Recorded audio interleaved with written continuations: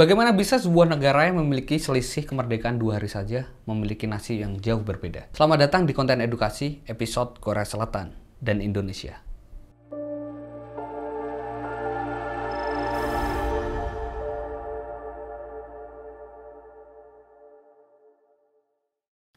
Kita mulai dari sejarah. Pada masa Perang Dunia Kedua, Korea Selatan dan Indonesia sama-sama pernah dijajah oleh Jepang. Bagi Jepang, sekalinya menjajah, rasa belas kasihan kepada negara jajahannya harus dibuang jauh-jauh. Rakyat Indonesia maupun rakyat Korea pada waktu itu diperlakukan semena-mena. Kalau di Indonesia, kita sering mendengar istilah Romusa. Hal itu juga terjadi di Korea. Bahkan, penjajahan yang ada di Korea jauh lebih panjang daripada Indonesia. Kalau di Indonesia, Jepang menjajah selama 3,5 tahun. Dan kalau di Korea, Jepang menjajah Korea itu selama 35 tahun. Orang-orang Indonesia dan Korea dipaksa untuk bekerja untuk menyuplai sumber daya yang digunakan Jepang untuk Perang Dunia Kedua. Adanya penyiksaan, pembunuhan, kerja paksa, pelecehan seksual, itulah hal-hal yang terjadi selama penjajahan Jepang. Setelah Jepang menyerah kepada sekutu karena 2 kotanya dibom oleh Amerika pada tanggal 6 dan 9 Agustus 1945, maka negara-negara yang dijajah oleh Jepang mengalami kekosongan kekuasaan. Situasi kekosongan kekuasaan ini digunakan negara-negara yang tadinya dijajah oleh Jepang untuk mengumumkan kemerdekaannya. Tidak terkecuali Korea dan Indonesia. Korea mengumumkan kemerdekaannya pada tanggal 15 Agustus 1945. Selang 2 hari setelah itu, Indonesia pada tanggal 17 Agustus 1945 mengumumkan kemerdekaan melalui proklamasi yang dibacakan oleh Insinyur Soekarno. Perjuanganku lebih mudah karena melawan penjajah. Perjuanganmu jauh lebih susah karena melawan bangsamu sendiri. Itulah pernyataan Insinyur Soekarno yang tepat untuk menggambarkan kondisi setelah Perang Dunia Kedua. Ada 2 persaingan ideologi yang terjadi antara Amerika dan Uni Soviet untuk memperebutkan pengaruh-pengaruh dari negara lain. Hal ini sering kita sebut dengan proxy war atau perang dingin.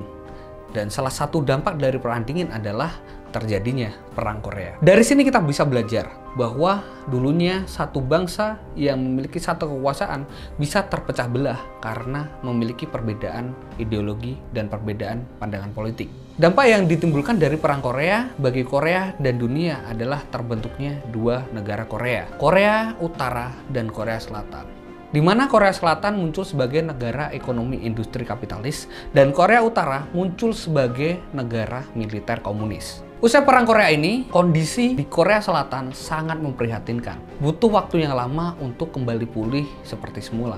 Rowan Hallett pernah menulis dalam The Australian bahwa saking miskinnya negara Korea Selatan, sampai PBB menyarankan Korea Selatan untuk meniru Kenya agar bisa terlepas dari kemiskinan dan bisa maju. Sekarang Korea Selatan dikenal sebagai macan Asia. Dengan perekonomian yang mapan, banyak perusahaan yang disegani dunia, teknologinya yang terkenal canggih, dan masih banyak hal yang bisa dibanggakan dari Korea. Korea Selatan pernah lebih miskin daripada Indonesia, bahkan Korea Utara. Sumber daya alamnya tidak banyak, dan sumber daya manusianya tidak maju. Kalau kita bandingkan dengan Indonesia, itu jauh tertinggal karena Indonesia memiliki sumber daya alam yang sangat melimpah. Tapi dengan minimnya sumber daya alam yang dimiliki oleh Korea Selatan pada waktu itu, hal itu membuat orang-orang Korea Selatan sadar, mau tidak mau masyarakat Korea harus meningkatkan kualitas sumber daya manusianya. Budaya kerja keras dan pantang menyerah adalah salah satu kunci keberhasilan Korea Selatan saat ini. Mencintai produk dalam negeri. Walaupun pada waktu itu Korea Selatan dibombardir oleh banyak brand-brand dari Cina, Amerika maupun Jepang, tapi masyarakat Korea tetap memilih produk Korea.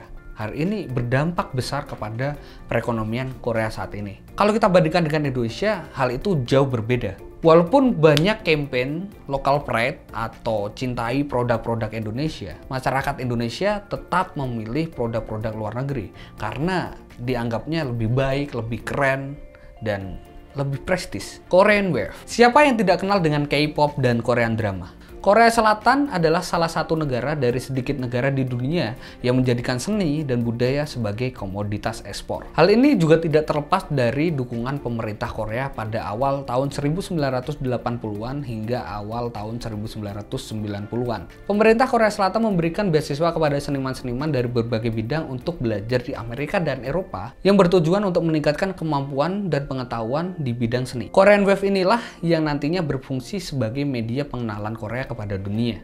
Efek dari Korean Wave ini luar biasa besar. Saat ini keberhasilan drama Korea dan K-pop memberikan banyak keuntungan bagi Korea. Salah satunya adalah ekonomi dan pariwisata. Jika ada pertanyaan apakah Indonesia bisa seperti Korea? Tentu saja jawabannya bisa.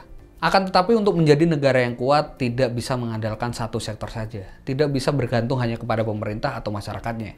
Tapi kolaborasi antara sektor publik, swasta maupun masyarakat itu adalah kunci untuk menjadi negara yang kuat. Apalagi kalau kita renungkan, Indonesia memiliki banyak sekali sumber daya alam. Dan pada tahun 2030 nanti kita akan mengalami bonus demografi. Sehingga mau tidak mau kita harus memanfaatkan momentum ini sebaik-baiknya. Sebagai generasi muda kita juga harus terus belajar dan meningkatkan kualitas diri.